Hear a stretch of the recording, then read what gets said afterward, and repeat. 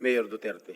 At that time, the relevant, real evidence, testimonial evidence, wala pa po sa aking disposal. Although I did try, yung sinabi ko po kanina, na rinifer ko na muna sa NBI. So, kaya lang, yun ang naging report, dinalik nila sa akin.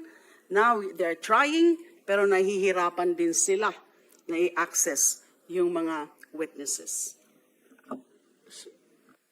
Mr. Kayo, President, yung Mr. Chair. sinasabi po kanina ni former President Duterte na Davao is the safest city, I think that is belied by statistics. I don't have the exact statistics now, but I read certain data.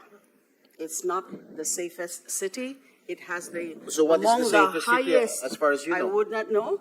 It was among, it registered as among those with highest data on killings or murders. So how can it be a safe city? Mr. President, Mr. Chairman, with the permission of Senator Jinggoy. I think the former president wants to answer the accusations. The statements Mr. of President, former yes, you're senator. recognized. Maraming namatay, sir. Marami talaga. Thousands, I would say, from yung naging mayor ako. Marami. Ito yan sila. Dito yan sila lahat. And they would tell you, si Danao, si Koy, si Yambua. Ito si Senator Bato. Maraming namatay, pero ang namatay, sir, mga kriminal.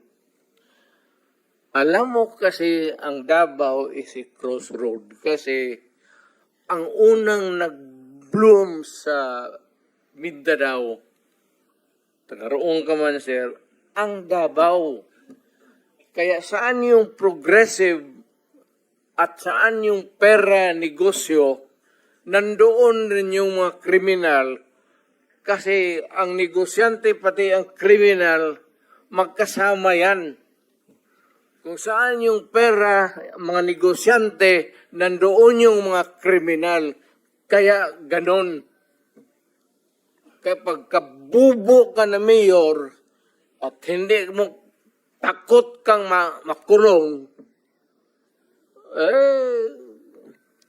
ako, di makulong, di makulong. I can make the confession now, if you want.